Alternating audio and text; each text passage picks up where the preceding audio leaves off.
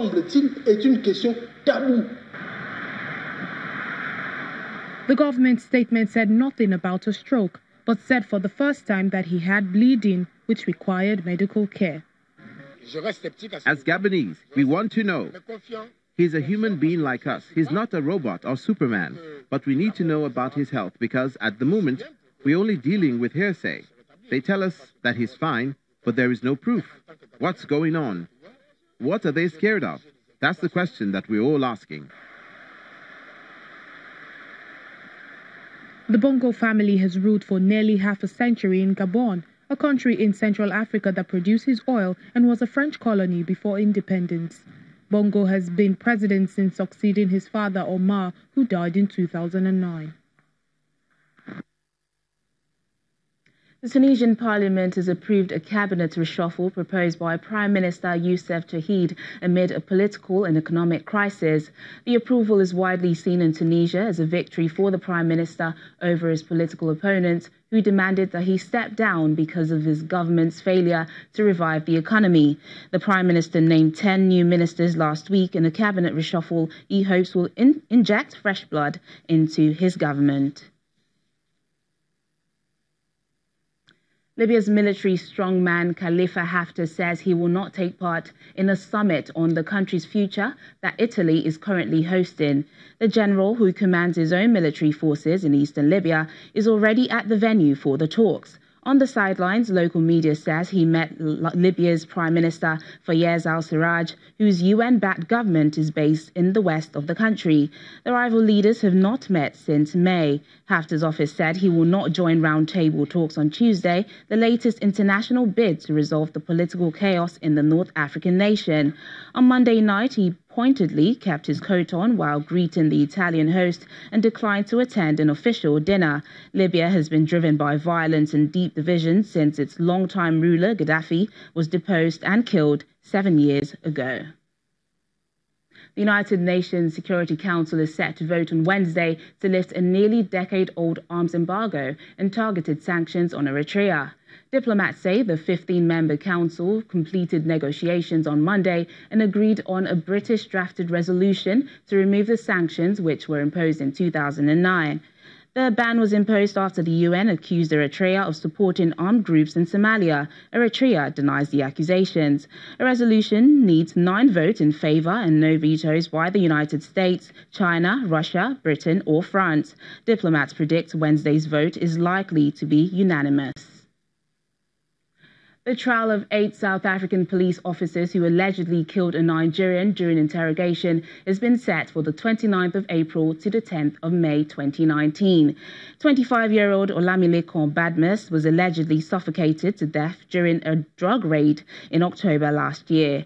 The 8 police officers allegedly involved were arrested in September and charged with his murder after a post-mortem ruled out claims that he had ingested drugs he was peddling to avoid being caught. The 8 officers, 6 men and 2 women, were granted bail on the 8th of last month and will remain on bail till the trial begins next year. Zimbabwe's military has told a commission that its soldiers did not kill civilians during protests in the capital that erupted after the contentious election on July 30. A 7-member independent commission of inquiry set up in August and headed by former South African President Kgalema Motlanthe has been hearing the testimony to establish who was to blame for the protests and the fatalities. It is supposed to wrap up its work in 3 months. The government has said that no order was given to shoot civilians and that victims could have been killed by armed business owners or militant opposition protesters. The opposition says the probe is President Emmerson Mnangagwa's attempt to escape liability. 6 people were shot and killed and more than a dozen others injured in the aftermath of the first elections to take place since Robert Mugabe was ousted as president after 3 decades in power. The World Health Organization is leading a global campaign on the need to scale up access to treatment on mental health disorder as cases continue to rise in low and medium income earning countries, including Nigeria. According to the WHO, mental health currently accounts for about 70% of global disease burden, just as the condition reduces life expectancy by 10 to 20 years among sufferers. Although there is no reliable data of people in Nigeria who suffer from mental health disorder, a recent survey by the World Health Organization says there is an estimated 450 million cases of mental disorders across Africa. The report also notes that mental health accounts for 70% of global disease burden, and the case is worse in low-income countries, including Nigeria. Efforts to advance treatment for mental health disorder in Nigeria is the reason why the Ministry of Health and the World Health Organization is holding this conference in Abuja. Some of the pertinent issues is how to address in dialogue with stakeholders like we're having today on the burden of mental health.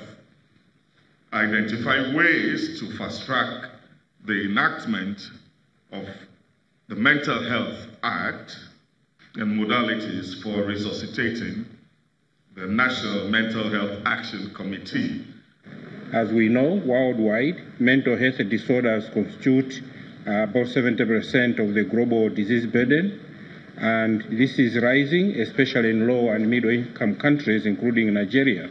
It has become quite pertinent for us all to come together to brainstorm on how to move forward mental health agenda in Nigeria. According to some participants at this conference, drug addiction, depression, and post-traumatic stress are some of the leading causes of mental health disorder. They also offer suggestions on how best to address this public health challenge. We need to do things about the social determinants of health, things like poverty, things like lack of job, all of those issues that relate to, that cause a lot of distress, especially chronic distress for people. Government need to do things about alleviating those kind of problems. That's in terms of prevention. Many times we say that 70 to 80% of people with mental illness will not come to the psychiatric hospital. And the main reason is because of stigma. And because they don't come to psychiatric hospitals, they can't get help. Mental health disorder, whether caused by drugs or other factors, impose enormous burden on the society. This explains why the World Health Organization adopted a 7-year mental health action plan in 2013 to increase government's attention for mental health care. Still to come on the program.